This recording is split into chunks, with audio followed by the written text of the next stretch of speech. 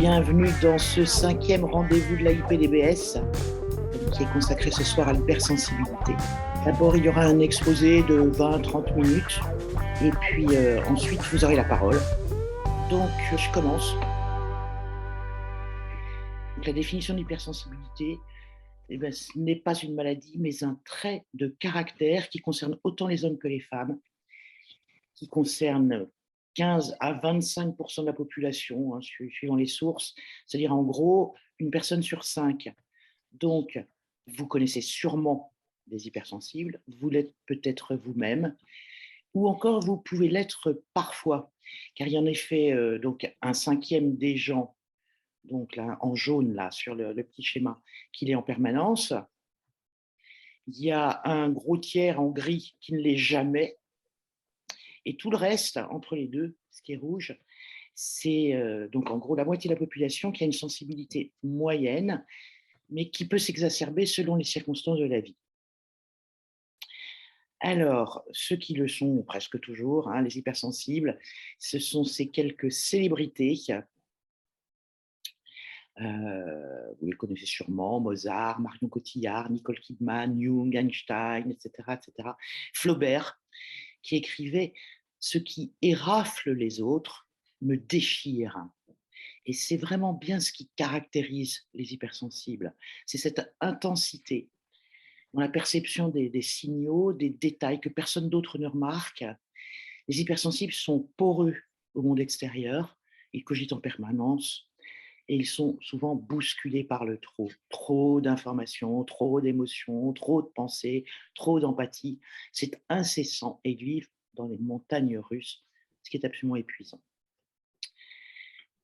Alors, quelques mots maintenant pour vous parler des études scientifiques qui ont été faites. Alors, pour commencer, on va décortiquer la physiologie des hypersensibles.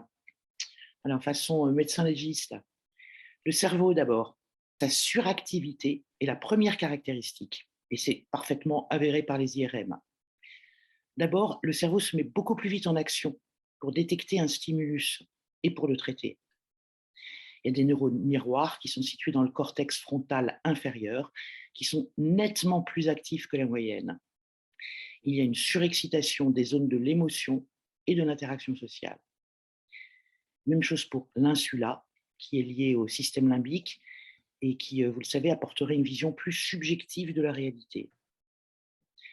Dans ces zones des émotions et des perceptions sensorielles, il y aurait plus de neurones, mais surtout, ce qui caractérise, c'est qu'ils sont beaucoup mieux connectés que la moyenne. Il y a donc une circulation qui est beaucoup plus rapide des influx nerveux. La conséquence, c'est une hyperréceptivité cérébrale, on capte plus d'infos à la seconde, et une hyperacuité cérébrale, c'est-à-dire que le traitement de l'info y est plus soutenu, avec une sensibilité accrue aux détails.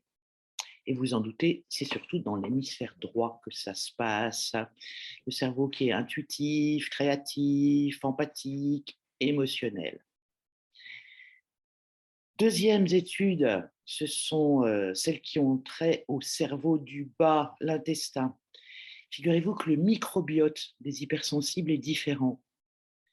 La flore digestive n'est pas la même et chez 100% des hypersensibles, elle est altérée. Autre étude sur les seuils de perception, un hypersensible va ressentir la douleur jusqu'à 40% plus fort.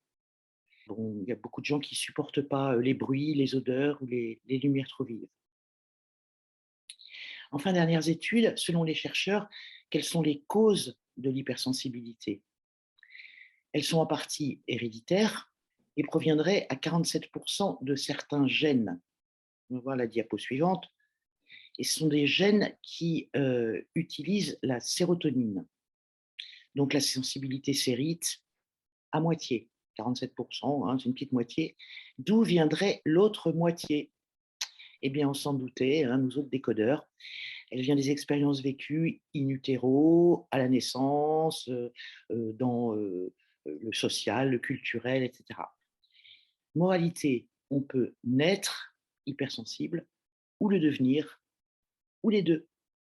Alors en décodage, c'est dans le cerveau que ça se passe, puisque c'est l'analyse du stimulus qui est en cause et non l'organe de perception. Donc, on sera dans le 3e ou 4e étage, vous le verrez, avec parfois de très jolies constellations. On va aborder maintenant les différentes formes d'hypersensibilité, parce que cette particularité de notre nature a plusieurs facettes. On peut être hypersensible à des informations sensorielles, émotionnelles, cognitives ou même intuitives. On va commencer par le plus facile, c'est l'hypersensibilité sensorielle. On appelle ça l'hyperesthésie ou allodynie mécanique. Vous l'avez deviné, hein, c'est une augmentation de la sensibilité, qu'elle soit permanente ou temporaire, de n'importe lequel des sens, le son, la vue, le toucher, le goût, l'odorat. Et il y a même une forme qui concerne particulièrement le cuir chevelu, ou encore une autre qui s'appelle la formication, avec un M. Et ça, ce sont les chatouillements. Voilà, j'aime beaucoup La princesse au petit pois. Généralement, il n'y a qu'1, 2 ou 3 sens au maximum qui sont exacerbés dans cette hypersensibilité sensorielle. Il y a une autre particularité, c'est que la plupart des hypersensibles sensoriels sont aussi synesthésiques, c'est-à-dire qu'une odeur est visualisée, les chiffres des lettres peuvent être vus en couleur, etc. À noter qu'on retrouve couramment l'hypersthésie chez les hauts potentiels et dans les troubles de l'autisme. Et puis alors, il y a une autre hypersensibilité sensorielle dont on ne parle pas beaucoup, c'est l'électrosensibilité. La science commence tout juste à s'y intéresser. Peut-être parce que là, on ne sait pas vraiment de quel organe il s'agit. Quels sont les organes qui sont chargés de la perception des ondes? En tout cas, il y a eu des études sur les cerveaux. Et on sait que le cerveau humain, ces ondes alpha, se modifient quand on est dans un champ magnétique en mouvement. Donc c'est un peu comme les animaux qui savent hein, qu'il va y avoir un tsunami, par exemple. Eh bien, la plupart des humains aussi est sensible, inconsciemment, la plupart du temps, au champ électromagnétique. Alors, comment explique-t-on tout ça? Les causes de l'hypersthésie. Alors, si pour la médecine officielle, il peut y avoir de nombreuses causes externes en décodage, nous, on ira plutôt explorer quelle est l'utilité de tout entendre, de sentir les plus infimes odeurs, de ressentir une douleur quand on vous effleure, d'être perturbé par les ondes. Par exemple, sur le nez, c'est l'instinct de l'homme, c'est ce qui appréhende le monde autour pour sa survie. Donc un super nez, a priori, ça permet de repérer de loin si ça pue, si l'air, l'environnement est toxique, dangereux, si ça sent le gaz, le roussi, ou encore, pour ne pas tomber dans le piège, de pouvoir distinguer le bon du mauvais chemin, il faut avoir le nez fin. Mais petit rappel, archaïquement, autrefois, hein, chez nos grands ancêtres, un bon nez, ça servait à repérer une présence habituelle, à identifier à l'odeur son enfant, à chercher un partenaire sexuel ou à s'informer par les odeurs de l'autre de son état physique et émotionnel. Vraiment fin. Un autre exemple avec le goût. Alors le goût est lié au nez. Mais alors pourquoi est-ce que c'est aussi important que le goût des choses soit intensifié, exhausté? Pourquoi est-ce que c'est aussi vital de percevoir toutes les nuances des saveurs? Alors à première vue, ça pourrait être pour choisir avec beaucoup de finesse ce que l'on aime un peu, beaucoup, passionnément, pas du tout. Un peu comme un besoin d'affiner ses repères, mais aussi peut-être de déceler l'ingrédient magique de la recette, voire le poison caché dans ce qu'on veut me faire avaler. Plus profondément, l'hypergueusie va accentuer ce qui entre en moi et ce qui n'est sans doute pas assez fort, pas assez goûteux, pas assez savoureux. C'est donc une façon d'être plus en contact avec moi-même et le monde qui m'entoure. Pour l'électrosensibilité, j'ai le cas d'une amie, Yvonne, 45 ans. Quand elle vient, donc il faut que je coupe absolument le Wi-Fi dans la maison. En voiture, il ne faut pas qu'il y ait de portable allumé, ça lui donne mal à la tête. Mais ce que j'ai remarqué, c'est que ce qui la caractérise, c'est surtout de remarquer autour d'elle absolument tout avec le besoin de savoir. Elle est hyper intrusive, quoi. Elle va dans ma salle de bain, elle ouvre la poubelle, le frigo, pour voir ce qui s'y trouve. Dans une bringue avec des amis, il faut absolument qu'elle écoute toutes les conversations à la fois. Elle pose des questions encore une fois, très intrusive, mais elle n'écoute pas forcément les réponses. Donc, il lui faut vraiment savoir le quoi, mais pas le pourquoi ni le comment. Il faut avoir toutes les infos sur le grill. Alors, on a juste fait une séance et il lui est revenu l'instant d'une scène entre ses deux parents, avec beaucoup de tension, d'électricité dans l'air, qui a conduit à leur séparation. Une autre histoire d'électrosensibilité, c'est une patiente de BA, Bourreau-Glisia, qui est venue pour des angoisses liées, dit-elle, à son hypersensibilité aux ondes. Elle débranche tout chez elle là, dès qu'elle rentre. Et l'origine qui a été retrouvée, c'est que quand elle était petite, son père lui faisait mettre les doigts dans les prises électriques et quand elle se prenait une châtaigne, il était mort de rire. Il y a de quoi engrammer un truc. Alors, deuxième sorte d'hypersensibilité, ça va, tout le monde suit pour l'instant? C'est OK, c'est pas trop rapide. L'hypersensibilité cognitive, c'est une hyperacuité, c'est une perception intense, aiguë et beaucoup plus globale des informations, des détails, d'intuition. Et tout est décortiqué, analysé, appréhendé dans toute sa complexité. Donc ça carbure très vite là-haut, avec un besoin inconditionnel de cohérence, de précision et de nuance. Voilà, ça va vraiment dans la finesse. Une petite parenthèse, il ne faut pas confondre les hypersensibles cognitifs avec les hauts potentiels intellectuels. Le haut potentiel intellectuel, oui, il fait partie des hypersensibles. Il a une hyperactivité intellectuelle cérébrale, abstraite, un QI très élevé, mais souvent un QE, un quotient émotionnel assez bas.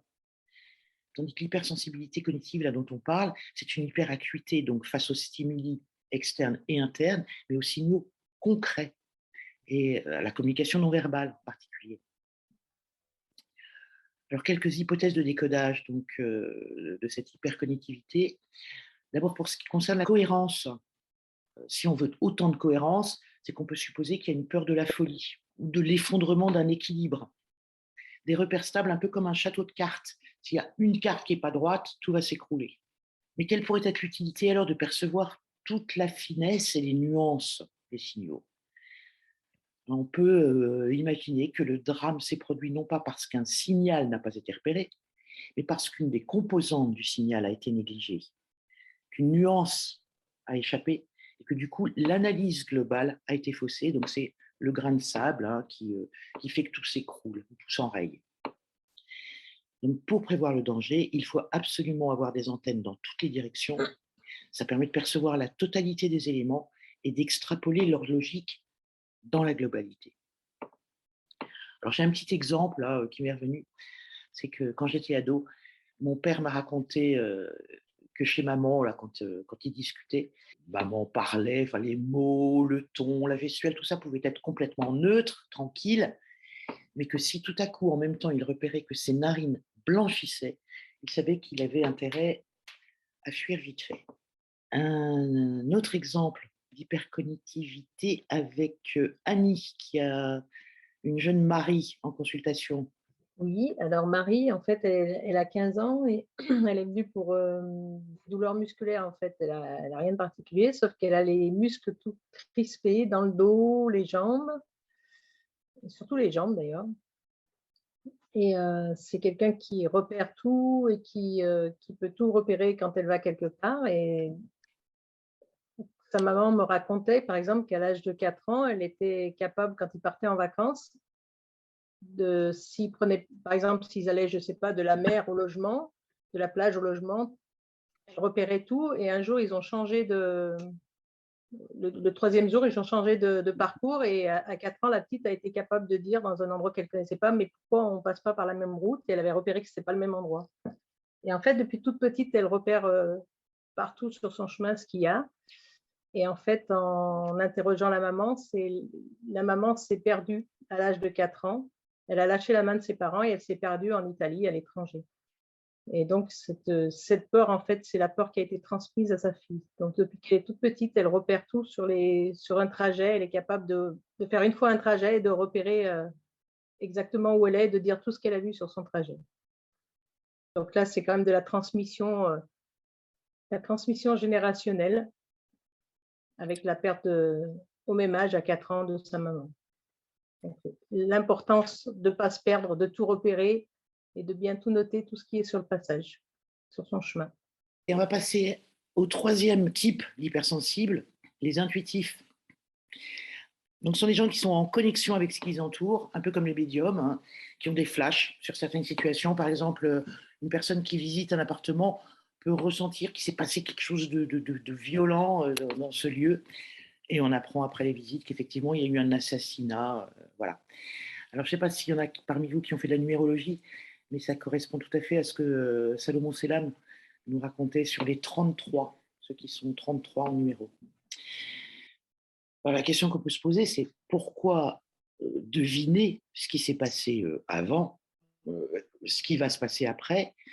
Ça peut être pour anticiper sa propre sécurité ou celle des autres, voire plus loin par devoir de nettoyer les lieux, les âmes. Voilà, ça se passe dans une autre dimension.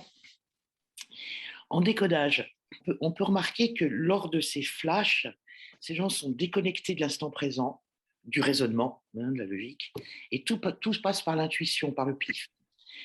Donc, on ira chercher cette nécessité de percevoir un autre espace-temps. Peut-être parce que je n'ai pas ma place dans l'espace actuel. Peut-être que pour exister, avoir mon territoire, je dois aller dans une autre dimension. Alors, dans les troubles du comportement, on retrouverait donc le profil du post-mortem, vous savez, avec deux conflits, un conflit de territoire et un conflit de frustration sexuelle, une constellation mystique, hein, version médiumnité, où là, il y a 3 conflits, endo, méso et ecto, dans les canaux de la thyroïde, hein, il y a urgence, ou encore le visionnaire, avec le conflit de peur dans la nuque. Voilà pour les intuitifs. On va passer maintenant au gros morceau, les hypersensibles émotionnels, dits empathiques. Vous en connaissez sûrement. Ce sont des personnes qui ont l'impression de tout prendre en plein cœur. Ce sont les éponges, hein, qui absorbent les émotions des autres. Alors, on vient de parler de l'hypersensible cognitif qui sait ce que les autres sentent. Celui-là, l'empathique émotionnel, il ressent ce que les autres sentent. Instinctivement et inconsciemment, il se met à la place de l'autre et il a du mal à faire la distinction entre ses propres émotions et les émotions de l'autre. Voilà, c'est le caméléon dans toute sa splendeur. Un exemple pour distinguer cette forme d'hypersensibilité, un hypersensible lambda qui assiste à un accident de voiture, il va voir toute la journée des images, il va réentendre le bruit de l'impact, les cris, les sirènes, etc. Un hypersensible empathique, lui, il va s'identifier aux victimes et vivre intensément leurs émotions potentielles. Alors l'empathie, ça se passe en 3 temps. Il y a d'abord un mimétisme des sensations, des sentiments de l'autre, grâce aux neurones miroirs. Et puis ensuite, vient se calquer là-dessus un caractère émotionnel, puis cognitif, qui va créer de l'empathie, qu'elle soit positive ou négative. Parce que figurez-vous qu'il y a de l'empathie très négative, c'est celle que ressentent les sadiques, les manipulateurs et les pervers. Et pour en venir à ce schéma-là de construction, c'est exactement comme un biochoc. Alors, on connaît ça. Il y a d'abord un ressenti, une émotion et une croyance qui vient se calquer dessus. Alors, un petit exemple de comportement sur ces hypers-là. Hélène, qui est hypersensible, sensorielle et émotionnelle. Il lui est arrivé dernièrement une urgence grave à traiter. Son mari lui a fait une crise cardiaque là, devant elle. Elle a géré et elle s'est écroulée après. Longtemps, hein, ça a duré, la vagotonie, là, elle a été grave. Et elle me racontait que face à quelqu'un au bistrot qui lui raconte une histoire, si cette personne pleure, elle se met à pleurer. Mais si elle a une fonction, un rôle dans cette relation, alors aucune larme. Elle reste calme, elle gère. Ça dépend de sa place dans le contexte, dans le territoire. Alors qu'on va le voir un petit peu plus tard, une hyper émotive, elle va pas pouvoir gérer, elle va fondre en larmes tout de suite. Alors, qu'est-ce que c'est qu'un hyper émotionnel empathique en décodage? À quoi ça sert de ressentir si fort et d'absorber la tristesse, la souffrance, mais aussi la joie et le bonheur des autres, hein. Première hypothèse, c'est que les émotions des autres permettent de se sentir en vie. Si l'on comprend les ressentis d'autrui, si ça résonne si bien, c'est aussi que c'est déjà quelque chose de connu. Donc, ça nous ramène à un passé. Et à ce moment-là, il y aurait peut-être un petit syndrome de sauveur que connaissent bien les thérapeutes, les soignants, tous ceux qui sont au service des autres. Voilà, pour les décodeurs, donc on est dans les constellations du troisième étage, avec les ovaires, conflit de perte ou semi-sexuel moche. Alors, une petite mise au point, là, il ne faut pas confondre l'hypersensibilité émotionnelle avec l'hyperémotivité. L'hyperémotivité, c'est facile à repérer. Et oui, Ah, c'est ça. Là où l'hypersensible ressent profondément tout ce qui nous entoure, l'hyperémotivité, elle concerne davantage la manière d'exprimer ses émotions. Donc c'est plutôt un comportement expressif. C'est une manifestation extérieure de ce qui se passe à l'intérieur. Voilà, bouge, je ne sais pas pourquoi je pleure. L'hyperémotivité peut, elle aussi, être innée ou acquise après un choc, un deuil, un trauma, et tout à fait temporaire. Donc, vous l'avez compris, les hypersensibles ne sont pas forcément émotifs. En revanche, les hyperémotifs sont très souvent hypersensibles, mais pas toujours. Et donc, dans nos cabinets, il y a des hyperémotifs qu'on peut peut-être déceler, les hyperémotifs qui ne sont pas hypersensibles. Il y a deux catégories.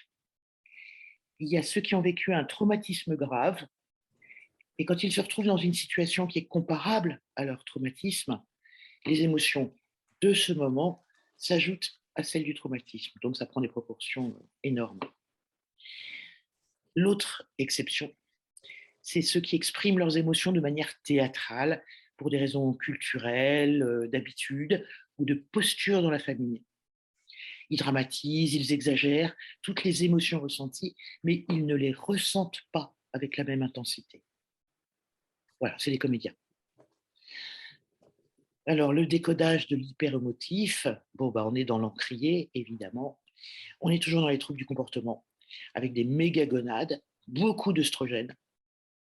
Chez l'homme, sans doute une testostérone en berne ou oscillante, et un tas de constellations diverses. Donc là, je vais passer la parole à Annie, qui a un cas d'hypersensible, hyperémotif. pour exemple, sur les gonades, donc je vais vous parler de Benoît, qui a 30 ans, et ça fait quelques mois que je le vois. Alors, l'hypersensibilité, ben, en fait, il vient, parce qu'en général, il supporte plus les autres en général, et principalement au travail. Sa phrase à lui, quoi qu'il arrive, que ce soit principalement au travail, mais aussi dans les relations amicales, c'est moi, je me prends tout dans la gueule. Donc, c'est vraiment tout ce qui, tout ce qu'on lui dit, il le prend vraiment très, très fort, comme vous a expliqué Béatrice. Il est hypersensible, hyper émotif. Pour expliquer donc le lien avec les gonades, en fait, c'est il passe dans ses relations amoureuses, il peut passer de besoin de relations physiques excessives pendant des semaines à tout d'un coup, comme ça bascule où il n'a plus du tout d'envie, plus du tout de besoin même. Donc, c'est vraiment des sensations. Enfin, pour lui, il a l'impression d'avoir une libido en dents de scie, c'est-à-dire très haute et très intensive, à plus rien du tout. Et dans son histoire, en fait, il y a beaucoup de problèmes de paternité, des enfants dont on n'est pas sûr que le père soit vraiment le père, et plusieurs histoires de perte d'enfants très jeunes. Donc, peut-être un lien directement avec les conflits des gonades, à se poser la question. Voilà. Donc, vous avez peut-être aussi autour de vous des exemples ou en cabinet dont vous pourrez nous parler tout à l'heure pour étayer un peu ces exemples et le lien avec ces conflits des gonades. Alors, je vais plus vous parler un petit peu maintenant des pathologies des hypersensibles. Comme elle vous l'a dit tout à l'heure, le cerveau est toujours en hyperactivité. Évidemment, cette suractivité cérébrale intense entraîne un grand besoin d'énergie. Un cerveau qui fonctionne et qui tourne plus vite consomme beaucoup plus. Donc, il a beaucoup plus de besoin en oxygène et en glucose.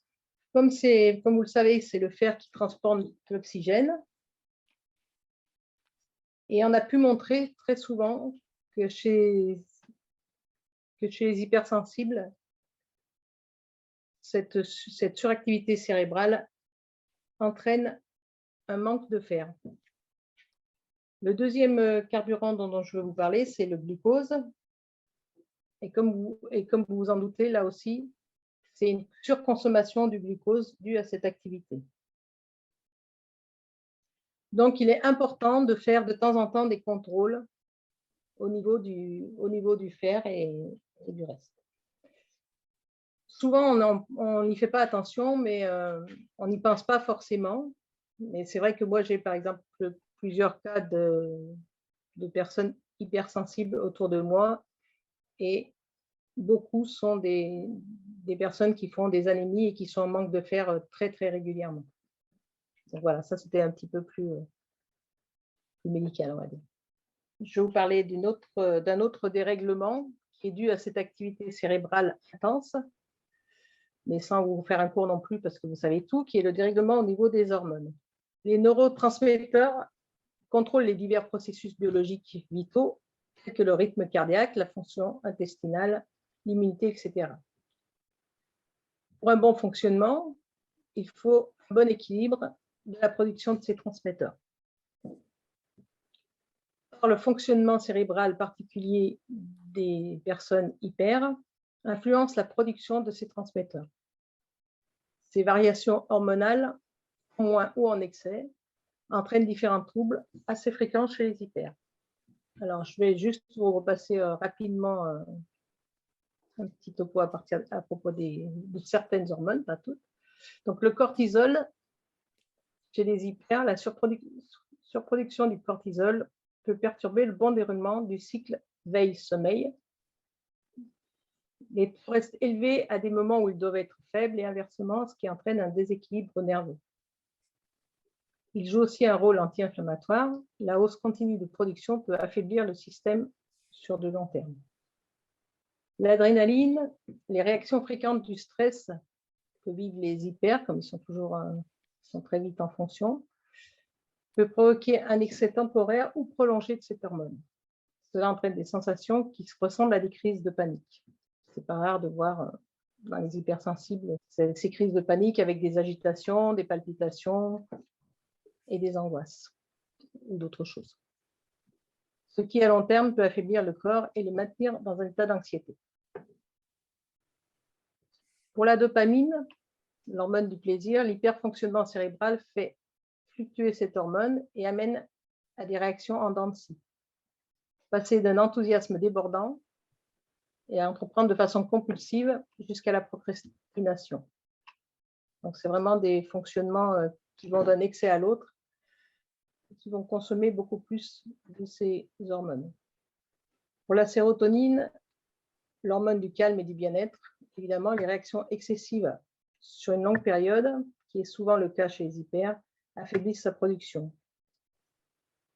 Mais elle joue aussi un rôle sur la régulation alimentaire en donnant au cerveau l'information de la satisfaction d'avoir suffisamment mangé, par exemple. Le manque de cette hormone peut perturber l'appétit, trop manger ou avoir des compulsions sucrées ou autres. Donc, le fonctionnement cérébral particulier des hyper amène à une consommation importante des ressources et peut produire un déséquilibre nerveux et hormonal, comme la fatigue chronique, l'épuisement, le burn-out. Ces personnes qui sont hyperactives sont en tension permanente, ce qui influe sur leur système nerveux, et ce sont des personnes qui n'arrivent jamais à se reposer. C'est ce qu'on appelle le syndrome des gens sans repos. Et donc, ça peut entraîner ce que je vous ai dit tout à l'heure, anxiété, dépression, angoisse, stress, fatigue, épuisement, etc. L'hypersensible a un plus grand nombre de stimulus perçus que la moyenne, et ce n'est pas le grand nombre de stimulus qui pose problème, en fait, c'est l'incapacité à le gérer et à en faire quelque chose. Après, les petits soucis rencontrés dans la vie quotidienne, pour les enfants, eh bien, ça commence à l'école, avec des difficultés à gérer les émotions, avec des problèmes de troubles du comportement, soit par l'ennui, soit par l'agressivité ou des réactions un peu trop fortes, on va dire. Mais bon, ce n'est pas systématique. Il y a aussi des enfants hypersensibles qui vont très bien et pour qui tout se passe bien à l'école. Au boulot, eh bien, c'est vrai que souvent, ce sont des personnes qui vont se tourner vers des métiers de créativité, souvent des gens qui sont dans l'accompagnement, dans l'aide à la personne, ou très souvent aussi des chefs d'entreprise, des pensées en arborescence, donc pour leur permettre d'être plus tranquilles et d'avoir la paix. Ce sont des métiers en général de créativité qu'il vaut mieux choisir quand on est hypersensible plutôt que des postes dans des environnements qui sont trop sollicitants, parce que sinon on finit par exploser. Alors, c'est la fin de cet exposé et vous allez enfin pouvoir ouvrir vos micros pour poser des questions et surtout, je l'espère, nous proposer des cas, des exemples d'hypersensibles que vous avez rencontrés ou que vous avez traités dans le cadre de vos cabinets. À vous la parole, là. Est-ce qu'on peut trouver la migraine aussi en termes de pathologie de suractivité cognitive? Alors, est-ce qu'un migraineux est hypersensible? C'est pas sûr. C'est pas sûr. Peut-être, mais c'est pas sûr. Parce que dans l'hypersensibilité cognitive, il y a quand même une appréhension du monde qui est tellement fine et tellement complexe. Un migraineux, il peut juste se poser une seule question et pas trouver la solution, hein. Mais pas appréhender la globalité. Donc, je suis pas sûr. Je sais pas. Joker. Du coup, si on a quelqu'un qui a une hypersensibilité émotionnelle, si on la repère, je suppose qu'il faut du coup faire l'hypothèse qu'il y ait de grandes chances qu'il y ait des conflits par identification, si j'ai bien compris. Pas que. Pas que. Pas que. Ok. Pas que. Tu as déjà, d'abord, faire la différence entre hyper émotif et hypersensible émotionnel. Oui, non, mais là, c'était pour ça. Je pensais à l'hypersensible émotionnel. L'hypersensible émotionnel, dans ce que tu as décrit, c'est d'abord les neurones miroirs. Oui. Et ensuite, c'est un choc. Donc, l'hypothèse, c'est qu'il faudrait peut-être chercher souvent des biochocs par identification. Pas tout le temps, mais en tout cas, une prépondérance, une facilité, quelque chose comme ça. Effectivement, comme dans le... Comme on l'a vu tout à l'heure, hein, dans l'identification, il y a toujours... Enfin, le premier truc, c'est l'identification à la sensation. Je me donne un coup de marteau, enfin, l'autre se donne un coup de marteau sur le doigt. J'imagine combien ça me fait mal au doigt. Donc, j'ai déjà connu cette douleur au doigt. Oui. Et puis après, je me dis, oh là là, c'est terrible. Et après, je me dis, ouh là là, il ne faut plus que je me serve de marteau. Donc, il y a ces trois trucs. Mais c'est vrai que forcément, il y a une identification. Alors, voilà, les neurones miroirs, je sais que c'est peut-être remis en question en ce moment. Mais ça sera la remise en question sera peut-être remise en question ultérieurement. Mais l'empathie, oui, c'est le neurone miroir. C'est l'identification à la souffrance de l'autre. L'émotionnel, si c'est hyper émotif ou hyper émotionnel, voilà. Ok. Je peux poser une autre question? Oh, oui. Alors, tout à l'heure, au début de la théorie, tu as fait une référence, Béa, sur le cerveau droit, cerveau gauche, avec une grille de lecture, qui est une grille de lecture créativité et puis côté rationnel, etc. Ça, c'est une grille de lecture qu'on n'a pas forcément en décodage.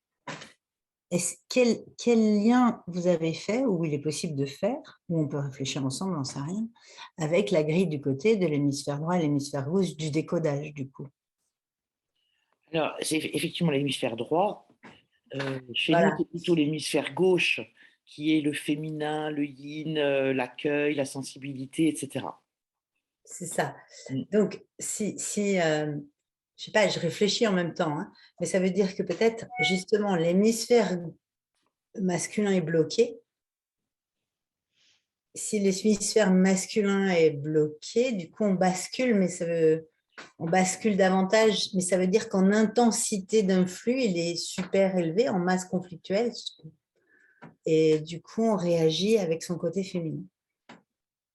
Est-ce que ça te paraît logique par rapport à ce que tu as étudié ou pas? Ça me paraît vraiment probable dans la mesure où j'ai l'impression que la plupart des hypersensibilités sont des constellations au départ. C'est ça.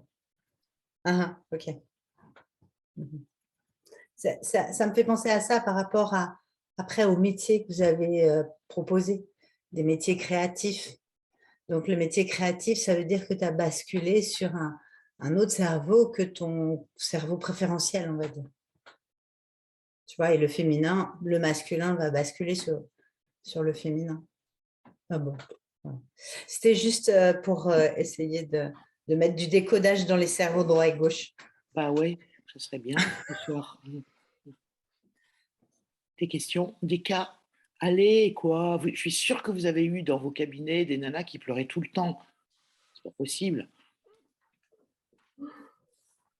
Ah, je veux dire des hyper émotives et pas des hyper émotionnelles. J'ai bien compris la différence maintenant. Oui. Oui, les hyper émotives, mais tu l'as bien dit, hein, c'est souvent en fait une théâtralisation où, c'est comment dire, souvent c'est un ressenti secondaire, une habitude de réagir comme ça en fait. Oui. Il y a comme un bénéfice secondaire, tu vois, si je pleure, on va m'aimer. Si je Oui. me mets en colère, on va moins m'aimer. Souvent, j'ai ça chez mes patients. Oui. Mais alors, attention, parce qu'encore une fois, les hyperémotifs sont la plupart du temps, en grande majorité, hypersensibles. Et il n'y a vraiment que deux cas de figure où ils font soit du théâtre, soit c'est l'habitude. Alors, réfléchissons. Non, non, les hyperémotifs peuvent être aussi hypersensibles. Mais les Par contre, hypersensibles émotionnels, c'est le ressenti qu'on ouais. n'exprime pas forcément. Les hyperémotifs, c'est on exprime et on ressent pas forcément.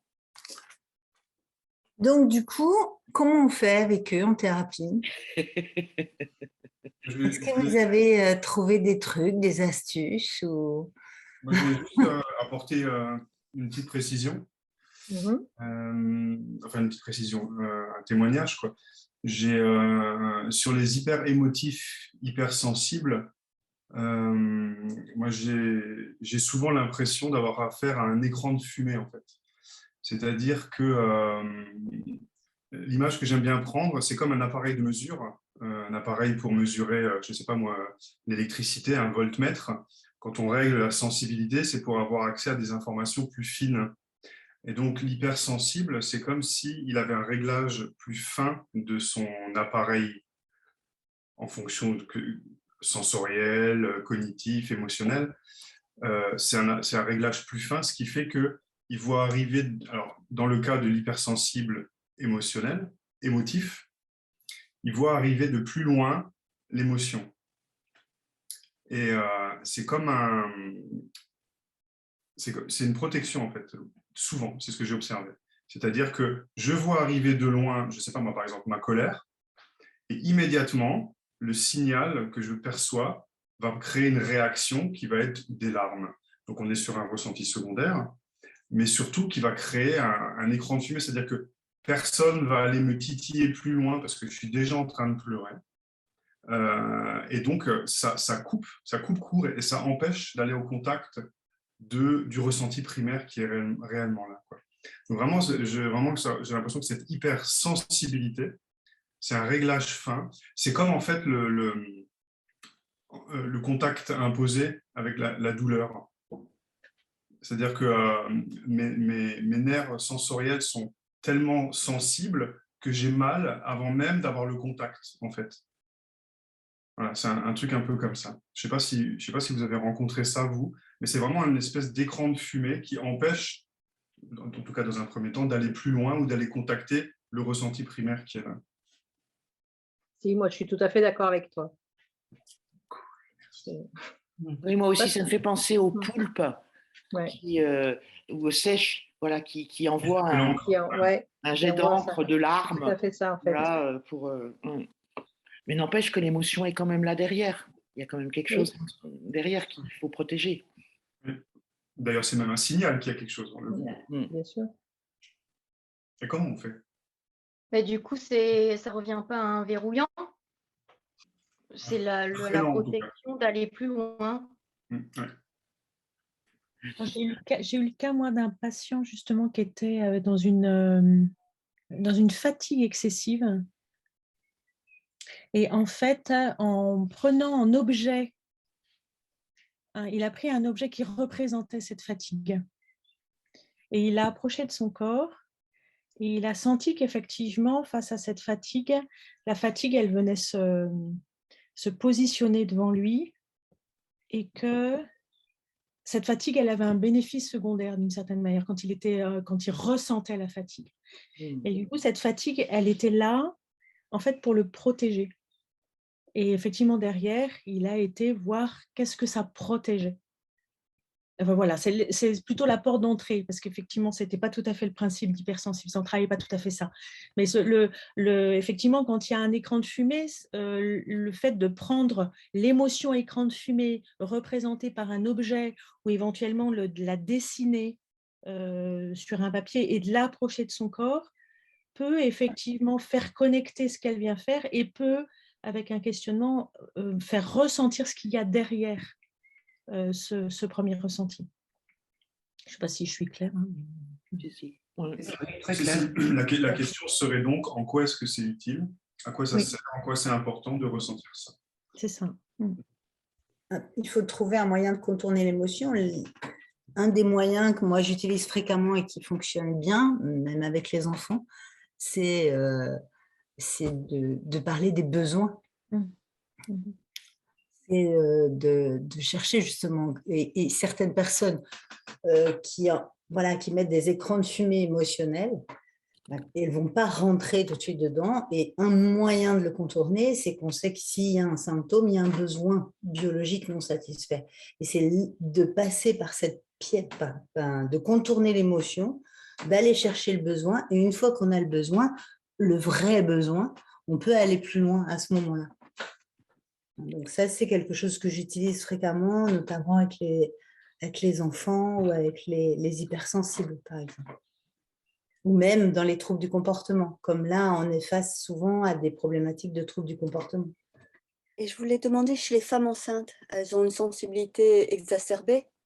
Enfin, je pense à ça parce que j'ai mes 2 filles qui sont enceintes. Et une qui vient d'accoucher, mais c'est vrai que, et là, c'est une hypersensibilité aux émotions qui sont autour d'elle, en fait. Bien sûr, mais ça, on en revient à ce que disait tout à l'heure Annie sur les hormones. D'accord. Comme les règles dans le cycle hormonal. Les mecs disent que les femmes avant les règles sont de mauvaise humeur, par exemple. Elles vont pas bien. Bon, voilà, c'est les hormones. Oui, mais en décodage biologique, alors qu'est-ce que ça signifie? Ça veut dire c'est une sorte d'être plus sensible pour protéger son enfant? Quand on accouche? Non, la sensibilité pendant la grossesse. Oui, parce que la grossesse, c'est bien une période de vagotonie, théoriquement. Je dis bien théoriquement. Donc, vagotonie où normalement les conflits sont plutôt à bas bruit. Ils sont en stand-by. Ouais. Donc, s'il y a une hypersensibilité effectivement pendant la grossesse, ça pourrait être en résonance avec la présence de cet enfant dans le ventre. Et tu parlais de protection de l'enfant, c'est ça? Oui, je pense à ça. Est-ce que ça pourrait parler d'une mémoire de perte d'enfant? Moi, je n'ai pas d'exemple qui me vient, mais moi, les personnes que j'ai accompagnées qui étaient hyper émotives, il y avait très, très souvent des enfants morts en bas âge ou in utero, etc. Donc, est-ce qu'on pourrait émettre l'hypothèse que ces femmes enceintes hypersensibles, dans leur généalogie, il y a eu des pertes d'enfants? Je ne sais pas. Il y a en fait, dans l'hyperémotivité, il y a une augmentation de la progestérone en fait, qui est terrible. Donc, on peut imaginer, enfin, je ne sais pas comment c'est chez les femmes enceintes où on est de la progestérone, hein. Mais on peut imaginer que le taux de testostérone est très bas, la progestérone est très haute, et qu'il y a donc cette espèce d'émotivité qui empêche le côté yang, le côté rationnel, le cartésien, etc., de la femme de s'exprimer. Pas forcément des mémoires, quoi. On est d'accord que toutes les grossesses ne sont pas accompagnées d'hyperémotivité, hein. On est d'accord. Juste pour être sûr. Qu'est-ce que tu en penses, Christine? Notre ancienne sage-femme, enfin, ancienne sage-femme à la retraite. C'est effectivement la représentation de toutes les personnes. Il y en a des plus ou moins émotives. Il n'y a pas de spécificité. C'est vrai que le taux hormonal peut agir et tout de suite, après l'accouchement, on sait qu'il y a un petit peu un vrai chamboulement au niveau hormonal. Donc, il peut y avoir un peu plus de sensibilité ou plutôt d'émotivité. Mais ce que j'ai pu constater, c'est vraiment ce seuil de la douleur qui m'a interpellée pour certaines. À l'époque, mais je ne savais pas ce que je sais aujourd'hui. Il y a un seuil de la douleur qui est différent. Et c'est, on sent, c'est vraiment, elles peuvent pas se raisonner, c'est incontrôlable. C'est vraiment le seuil de la douleur est très, très... et de 40%, comme tu disais, je trouvais que le 40%, c'est ça, hein, si j'ai bien retenu ce chiffre, me parlait jusqu'à 40%. Jusqu'à 40%. Oui, pas toutes, mais jusqu'à 40%. On voit ce qui se passe après l'accouchement, quoi, le fameux baby blues. Et après l'accouchement, justement, c'est la fin de la vagotonie et tous les conflits qui étaient actifs se réactivent aussi. Si tout vient d'un coup, ça peut expliquer une certaine sensibilité. C'est ça. Alors, moi, j'ai une question. Est-ce que quelqu'un parmi vous a eu au moins l'impression d'accompagner quelqu'un d'hypersensible vers une diminution de cette hypersensibilité ou une disparition de cette hypersensibilité, ou juste vous avez dû faire avec et contourner, traverser, se battre contre. Pour ma part, j'ai toujours fait avec. J'ai pas eu l'impression, je n'ai pas de souvenir là comme ça de quelqu'un qui aurait diminué son hypersensibilité. Moi, mon expérience, c'est qu'en fait, jamais personne n'est venu dans mon cabinet pour hypersensibilité. C'est-à-dire qu'à chaque fois, ils viennent pour fibromyalgie, cancer de je ne sais quoi, etc. Et je détecte une hypersensibilité dans tel domaine. Mais on ne m'a jamais demandé comme motif de consultation, je ne veux plus être hypersensible. Mais l'idée, en fait, c'est pas de la diminuer ou pas. L'idée, c'est d'apprendre à la gérer et d'en faire un atout plutôt qu'un inconvénient. En fait. L'idée, c'est pas de diminuer sa sensibilité. Sauf quand elle est vraiment problématique. Alors, il y a l'électrosensibilité qui est problématique. Ça, c'est autre chose. Ouais, mais il y a quand même, j'ai quand même pas mal de personnes autour de moi qui sont hypersensibles aux lumières, au son, voilà, qui sont vite submergées par le trop d'informations. Et ça, c'est pas agréable. Mais ils viennent pas consulter pour ça. Donc moi, la patiente dont tu as parlé, Béa, hein, elle est plus revenue et elle a arrêté de débrancher son Wi-Fi, etc. Hein, donc voilà, il y a eu une vraie transformation. Après, j'ai eu un autre cas, moi, c'était d'hyperacousie aussi. Donc voilà, on a retrouvé un programme dans le transgénérationnel avec quelqu'un dans une cave, c'est la guerre, il fallait entendre ce qui se passait de l'autre côté du mur, de l'autre côté de la porte, etc. Et donc voilà, et là aussi, il y a eu une réelle diminution de l'hyperacousie, par exemple. Voilà, c'est les deux cas que j'ai eu vraiment spécifiques en hypersensibilité. Ok, mais si donc les études qui ont été faites, je ne sais pas comment, disent que 47% de l'hypersensibilité est héritée et génétique, ça veut dire qu'il y a la moitié des cas qui sont transgénérationnels. C'est ça. La guerre, beaucoup la C'est guerre. la guerre.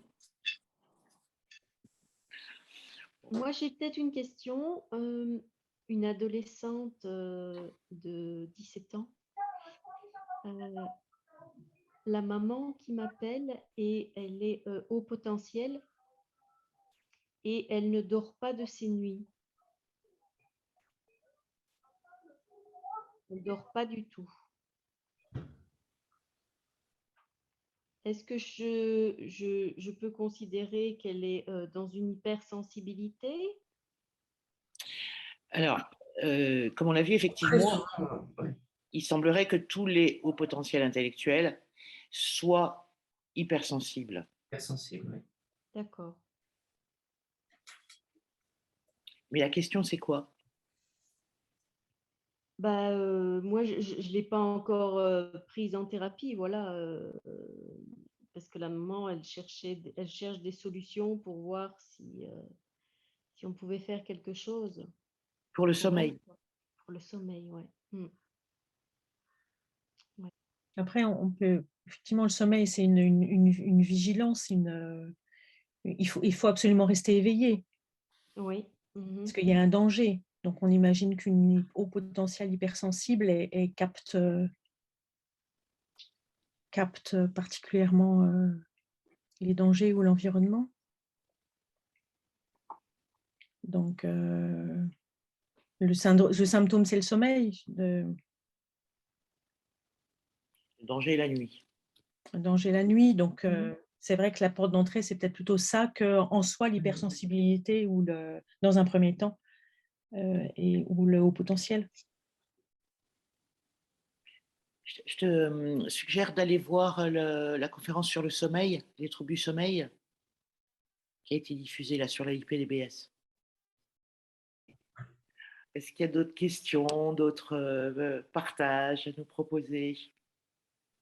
C'est pas obligatoirement une pathologie, l'hypersensibilité, ça peut être un atout.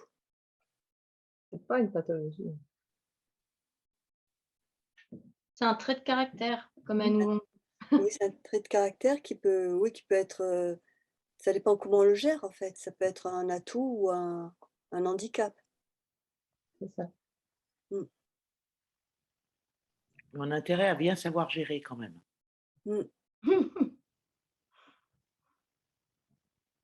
Et en gros, tu as appris à conduire une mobilette et tout à coup, on te met une Ferrari dans les mains. Oui. Ouais, oui, non, parce que je pense à ma fille qui avait 5 ans en arrière, qui cherchait une maison et elle est arrivée dans une maison pour visiter et elle se sentait très mal, ça a été terrible. Elle était dans un mal-être énorme jusqu'au soir et en fait, elle a appris qu'il y avait eu un inceste dans cette maison-là. Et est-ce que ça fait partie de l'hypersensibilité, ça? Oui, c'est exactement la même sorte de cas dont on parlait tout à l'heure pour l'hypersensibilité intuitive, où on sent qu'il y a eu quelque chose qui s'est passé là de terrible et qu'effectivement après on apprend la réalité. Donc il y a une espèce de perception dans un autre espace. Hein. Et effectivement, oui, elle a eu du mal à le gérer, oui. C'est sûr que ça lui a mis dans un mal-être. Après, elle a appris, bon, assez rapidement le lendemain, je crois, qu'il y a eu un inceste qui s'est passé. Et bon, c'est vrai que peut-être que le mal-être venait en plus de ne pas savoir d'où ça venait. Oui, Oui, c'est peut-être une composante de la personnalité, effectivement, pour lesquelles les personnes ne viennent pas forcément, ce n'est pas leur première demande en thérapie. Et en même temps, c'est avec ça qu'on a à gérer dans les consultations. Et qu'effectivement, c'est peut-être au fur et à mesure une sorte d'apprentissage pour eux de sentir que c'est plutôt un atout, comme le disait Annie, qu'une difficulté. Et c'est comment apprendre au fur et à mesure, expérimenter et apprendre, comme quand on apprend les odeurs, là c'est apprendre effectivement et repérer en conscience que quand elle ressent ça, voilà, ça peut être en connexion avec plusieurs choses, quoi. Donc c'est rentrer dans une sorte d'apprentissage de la gestion effectivement de cette hypersensibilité pour essayer d'y mettre du sens. C'est peut-être une piste de mettre du sens dans ce qu'elle ressent et d'expérimenter que voilà, si elle ressent ça, c'est il peut se passer quelque chose de cet ordre-là à l'extérieur. Je vais juste dire, ça me semble évident que la résistance à ça n'est pas la bonne piste, quoi. Il vaut mieux aller vers effectivement une forme d'accueil, d'apprentissage, d'intégration, je ne sais pas comment le dire, mais à mon avis, tant que la personne résiste à ça, ça ne va faire que renforcer, exacerber et surtout empêcher que ça se traverse, quoi, que ça se vive. Alors moi, je vais quand même juste faire une petite parenthèse. Souvent, effectivement, les gens, ils viennent pas, personne ne vient parce qu'il est hypersensible, hein, il vient pour un autre souci et ensuite, il découvre son hypersensibilité. Et très souvent, je me suis aperçue que ces gens sont quand même assez... alors vous allez me dire, il y en a beaucoup dans mon cabinet, mais encore plus sont déconnectés de leur corps physique. Et je pense qu'il y a une bonne partie du travail avec les hypersensibles qui est une reconnexion à leur corps physique quand même et la réintégration de leur corps physique. Je trouve que c'est encore plus marqué avec les hypersensibles. La sensibilité du corps, prendre contact avec leur corps physique est encore plus importante, je pense, avec les gens hypersensibles. C'est juste mon observation à moi, mais c'est vrai que souvent, ça aide après, une fois qu'ils sont de nouveau connectés à leur corps, ça aide à les accompagner plus en douceur parce qu'effectivement, à chaque fois qu'ils ressentent quelque chose, c'est tellement fort que c'est plus difficilement gérable s'ils ne sont pas vraiment connectés à leur corps physique. Là, Annie, tu parles d'hypersensibilité émotionnelle particulièrement?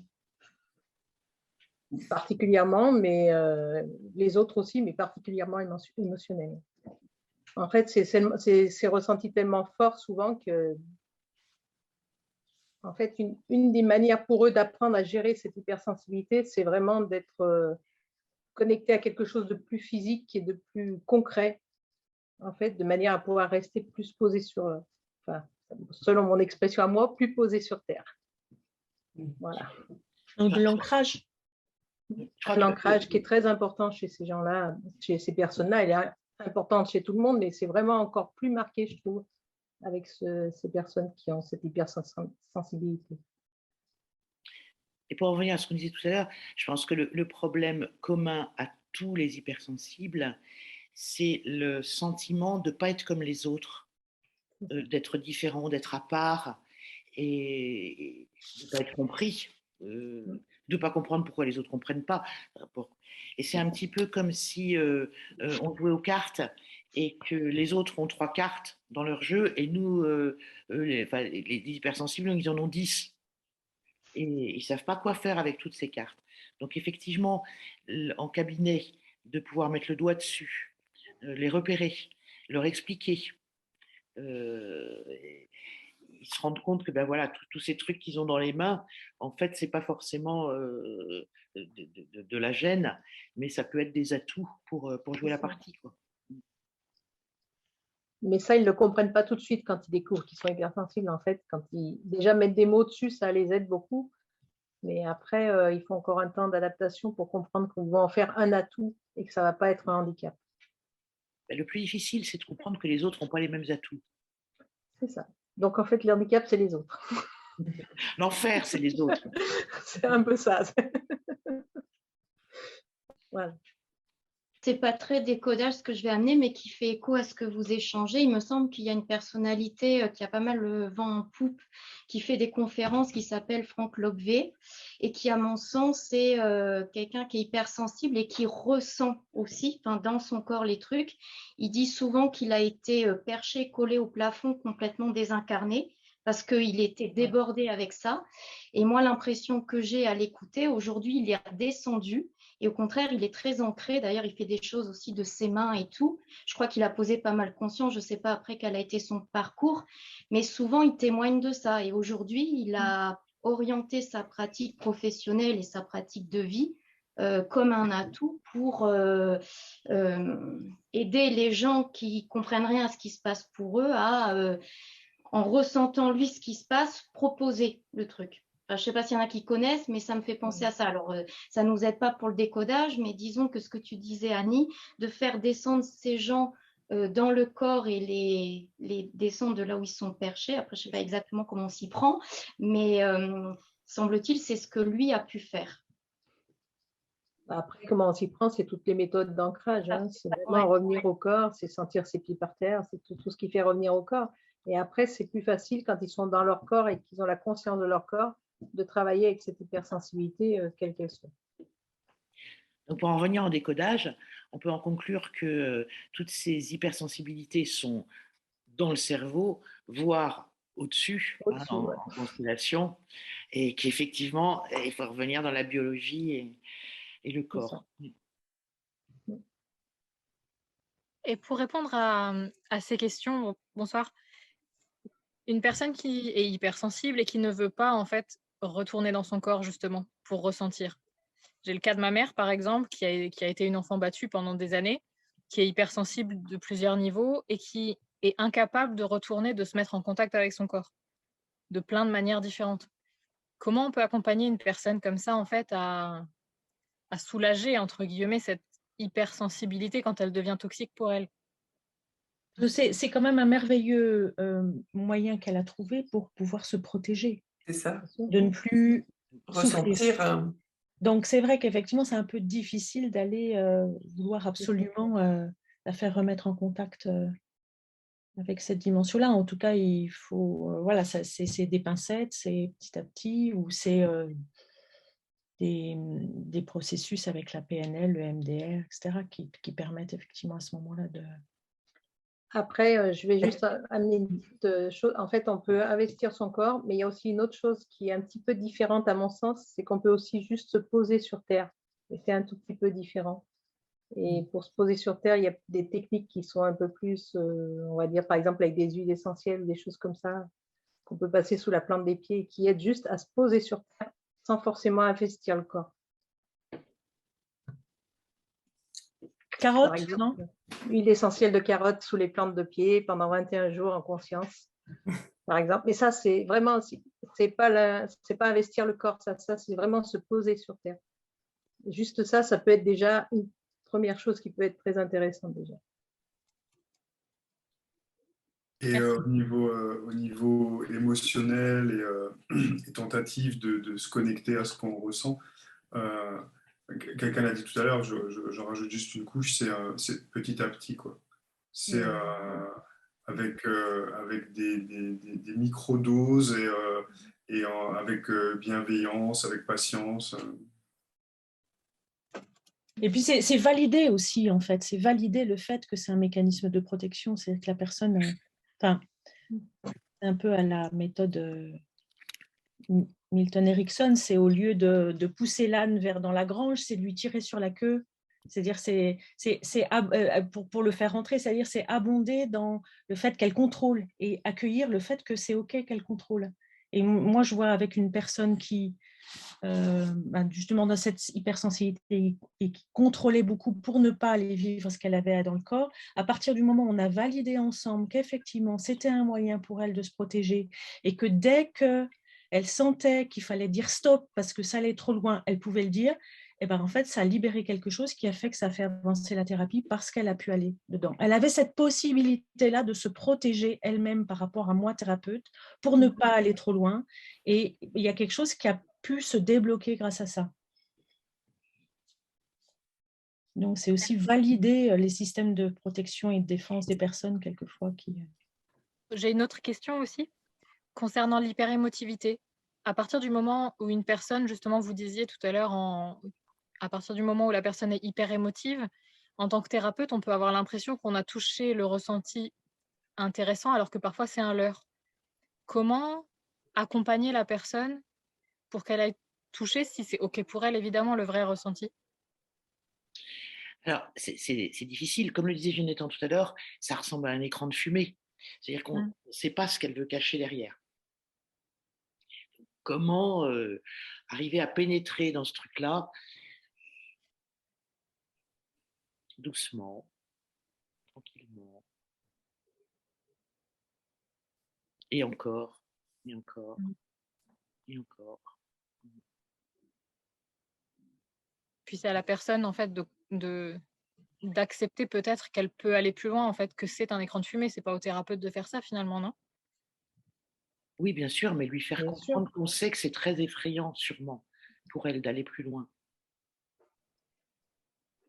D'accord. Je crois que c'est Béatrice tout à l'heure qui disait interroger le besoin. Quand la personne est dans ce ressenti-là, le besoin, c'est une autre manière de poser la question, mais du coup qui va amener une autre réponse, ou qui peut amener une autre réponse en tout cas. C'est l'autre côté de la pièce, entre le négatif et le positif. C'est vrai que quand on essaie de chercher ce qui fait mal, parfois, si on va chercher ce qui fait du bien, c'est l'équivalent, mais plus facile. Après, on peut aussi quelquefois, donc, tout ce que vous avez dit, c'est super important, quoi, l'utilité de ce système de fonctionnement. Tant qu'on n'a pas trouvé comment et en quoi il est utile, c'est difficile d'y aller vraiment. Ensuite, le besoin. Après, j'utilise beaucoup, moi, par exemple, aussi, de dire à la personne, mais de pleurer, par exemple, te permet d'éviter de sentir quoi. On va à la fois un petit peu plus loin et en même temps, on sent, on exprime qu'on sait que ça sert à éviter quelque chose. Par exemple.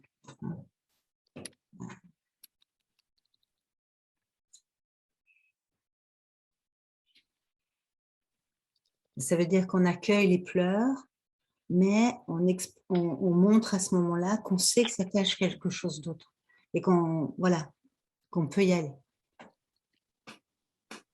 Et en même temps, on peut l'autoriser à cacher quelque chose. Et en même temps, voilà, on peut la laisser. C'est important de lui dire qu'elle est autorisée à cacher ce qu'elle ne veut pas montrer. Exactement. Mais la personne n'a pas, même si Jonathan disait tout à l'heure, elle a l'information et du coup, elle met son écran de fumée, mais elle n'a pas toujours conscience qu'elle est en train de cacher une autre émotion ou qu'elle est en train de satisfaire un autre besoin.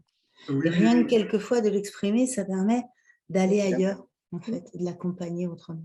Oui, l'émotion va plus vite que le raisonnement. Donc, parfois, l'écran de fumée est un écran de fumée qui marche pour de vrai, pour la personne même. Hein. Exactement. Bien sûr. Bon, écoutez, si vous êtes d'accord, on va s'arrêter là. Merci beaucoup. Merci à vous. Merci. Oui. Merci. Merci beaucoup. Rendez-vous aux automnales en septembre. Donc, et puis cet automne pour un nouveau rendez-vous de la IPDBS.